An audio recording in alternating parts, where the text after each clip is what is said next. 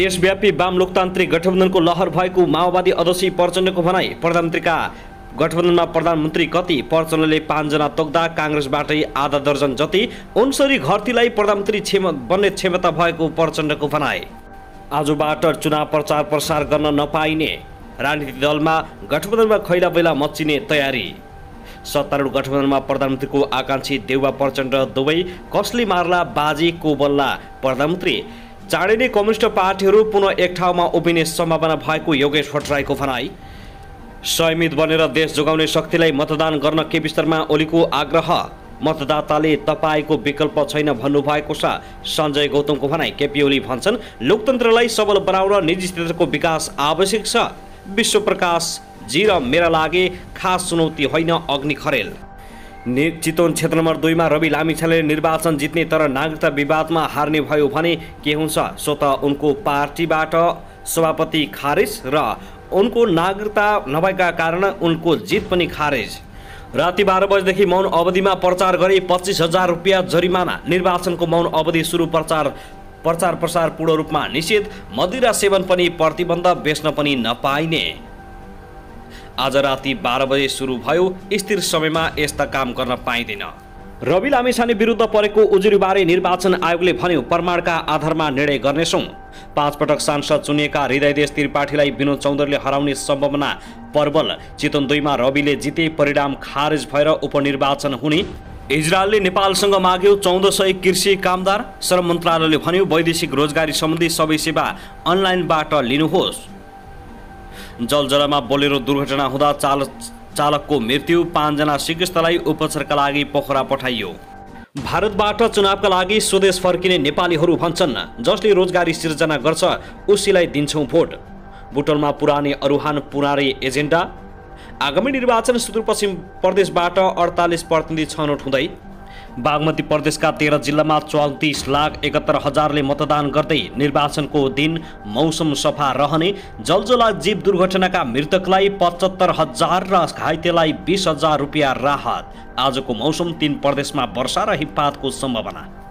3 दिन निराहार व्रत बस्ने सागर ढकालको घोषणा। के सागर ढकालले डडेलधुरामा बाजी मार्लान्? उपल्लो डोल्पामा 12 मतदान केन्द्रमा हेलिकप्टरले ओसार्यो कर्मचारी र निर्वाचन सामग्री। प्रदीप खड्काले गरे पुकार बमलाई पूर्ण रूपमा समर्थन। चुनाव जित्न प्रदेश राजधानीमा राजनीति गरिँदै रूपन्देहीमा। र मङ्सिर 4 गते निर्वाचनको दिन हवाई उडान पनि बन्द हुने। करेन्ट लागेर जुम्लामा 1 जनाको मृत्यु, 1 जना घाइते।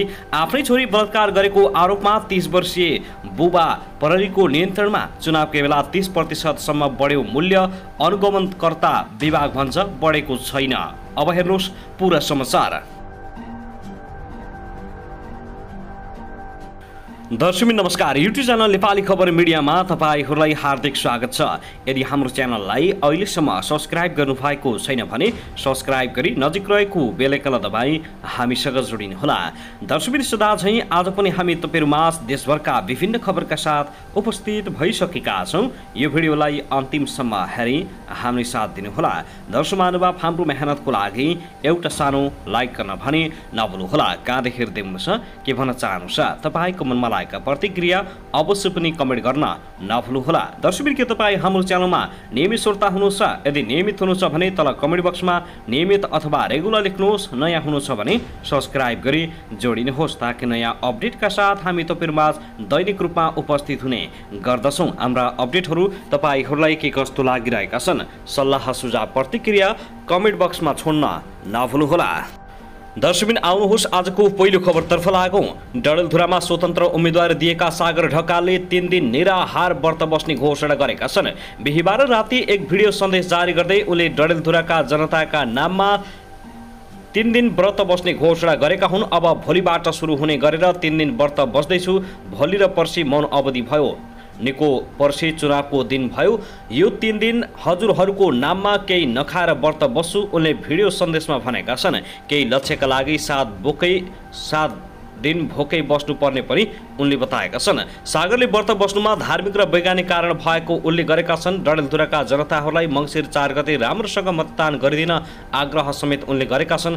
गुल्मीका इन्जिनियर सागर ढकाल प्रधानमन्त्री शेरबहादुर देउवासँग चुनावी लड्न त्यहाँ पुगेका हुन्। जित हार त चुनावले बताउनेछ, मङ्सिर 5 गते नै थाहा हुनेछ। त्यसैगरी आउनुहोस् अब अर्को खबरतर्फ लागौँ। मङ्सिर 4 गते हुने प्रतिनिधि सभा र प्रदेशसभा सदस्य निर्वाचनका लागि गैराती मौन अवधि सुरु भएको छ। निर्वाचन कसुर तथा सजाय ऐन 2073 कसैले पनि मतदान हुने दिनभन्दा 48 घण्टा अघिदेखि मतगणना पूरा नभएसम्मको अवधिमा दल तथा उम्मेद्वारको पक्षमा प्रचार प्रसार गर्न नपाउने व्यवस्था गरेको छ। यो अवधिमा कुनै उम्मेद्वार वा राजनीतिक दलको पक्ष वा विपक्षमा मतदान गर्ने वा नगर्ने उद्देश्यले सभा बोलाउन वा आयोजना गर्न, जुलुस निकाल्न वा नाराबाजी गर्न वा गराउन नपाइने कानुनी व्यवस्था रहेको छ। मौन अवधिको उल्लङ्घन गरे आयोग निर्वाचन अधिकृत वा अनुगमनकर्ताले 25,000 रुपियाँसम्म जरिमाना गराउने आयोगले घोषणा गरेको हो। केन्द्रीय आचार संहिता अनुगमन समितिले निर्वाचन आचार संहिताको प्रभावकारी कार्यान्वयन गर्न सरकारवाला निकायलाई निर्देशन दिएको छ। समितिले राति 12 बजेपछि निर्वाचन प्रचार प्रसार सम्बन्धी वा राजनीतिक दल वा उम्मेद्वारको गतिविधि वा प्रचार प्रसार सम्बन्धी कुनै पनि समाचार प्रकाशन वा प्रसारण नगर्ने तथा नगराउने प्रबन्ध गर्न सञ्चार तथा सूचना प्रविधि मन्त्रालय र नेपाल प्रेस काउन्सिललाई भनेको छ।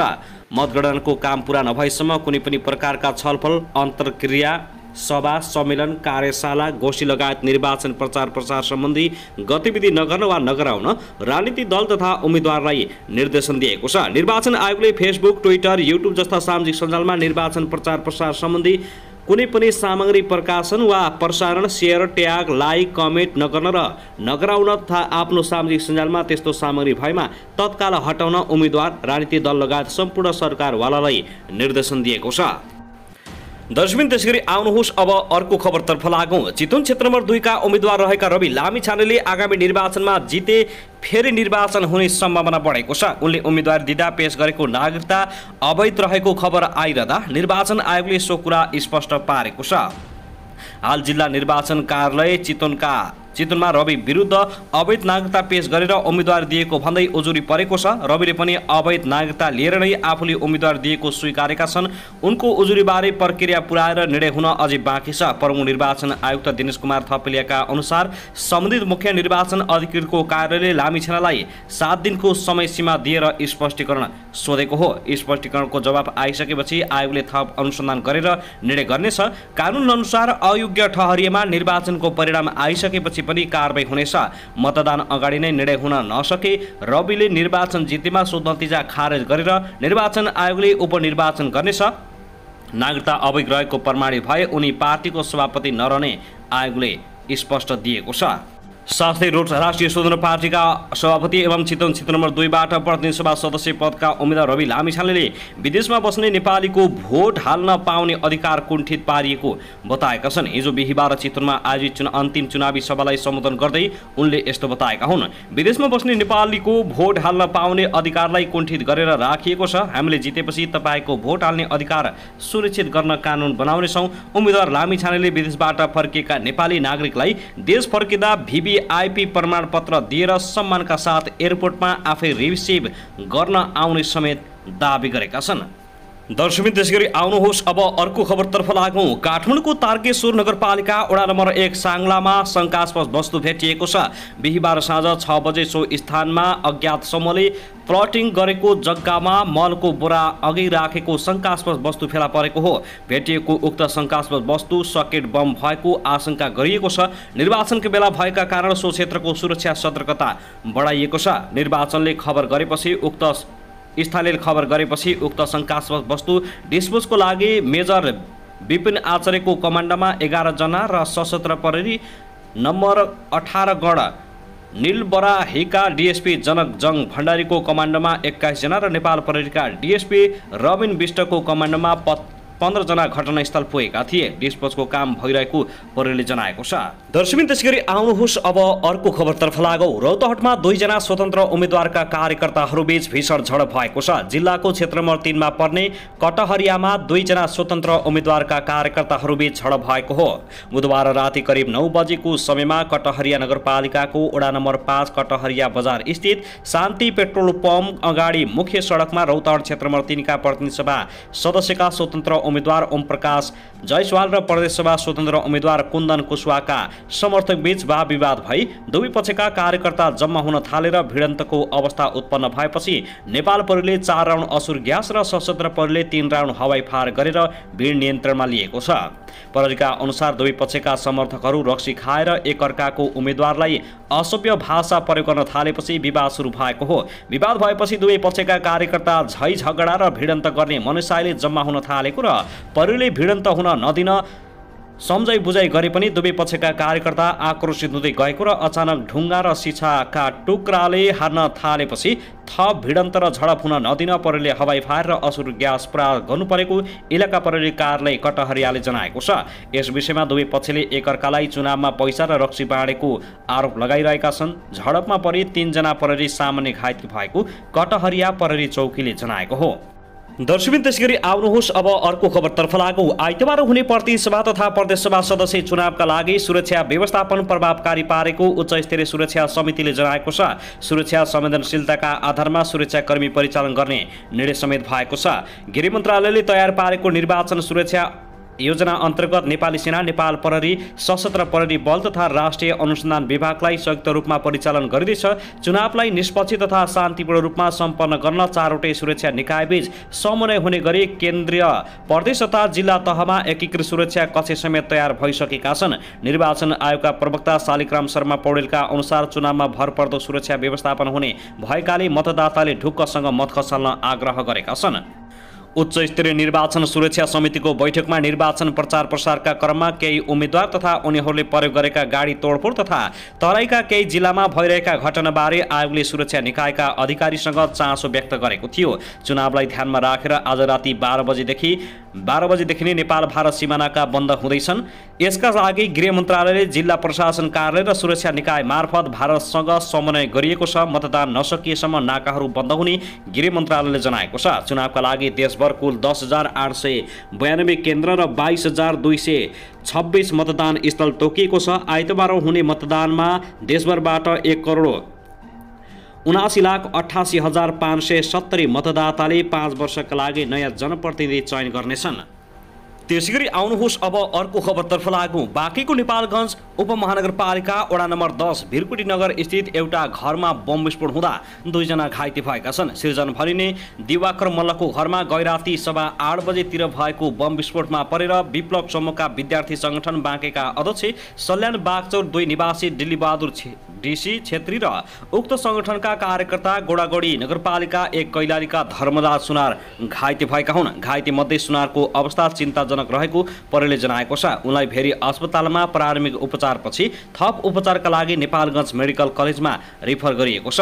अर्काको भने भेरीमै उपचार भइराखेको छ। बाँकेका डीएसपी रामप्रसाद घत्रीले कुकर बम विस्फोट भएको पुष्टि गरेका छन्। उनीहरूले बम बनाउँदै गरेको अवस्थामा विस्फोट भएको हुन सक्ने आशंका गरिएको छ। घटनास्थलमा थप बम फेला परेको थियो भने नेपाली सेनाको बम डिस्पोजल टोली बम निष्क्रिय पारेको थियो। दिल्ली 1 वर्ष अघि मल्लको घरमा कोठा भाडामा लिएर बस्दै आएको खुलेको प्रहरीले जनाएको छ। घटनाबारे थप अनुसन्धान भइरहेको प्रहरीले जनाएको छ।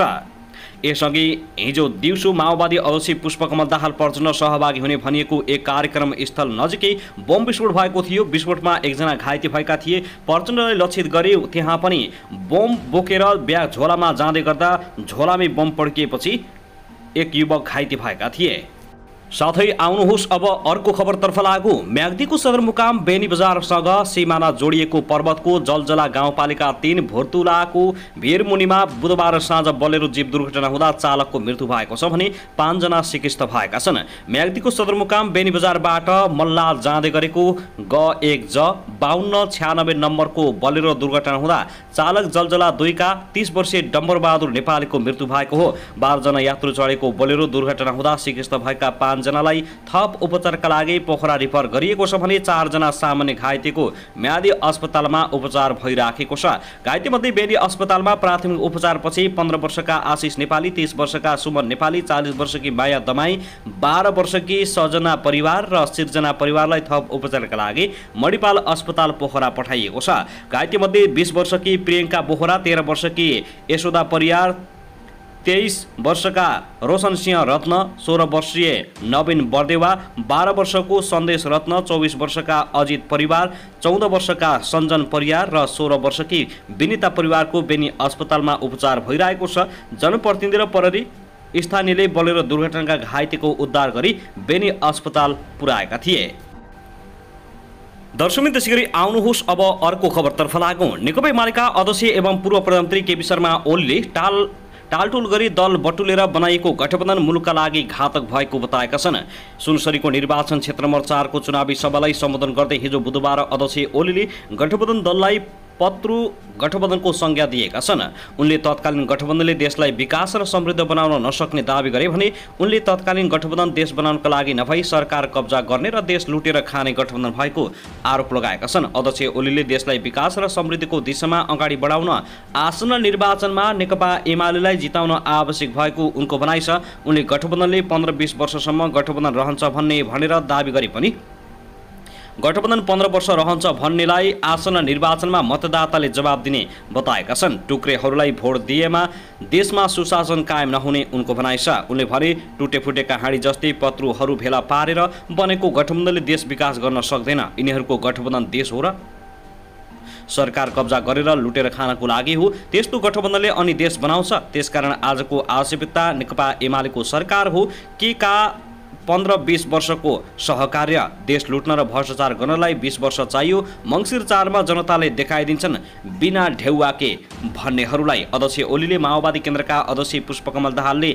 घरमा आगो लगाएर नेपाली काङ्ग्रेसको पालीमा बास बस्न पुगेको बताएका छन्। सुनसरी निर्वाचन क्षेत्र नम्बर 4 मा नेकपा एमालेले जगदीश कोसियातलाई उम्मेदवार बनाएको छ।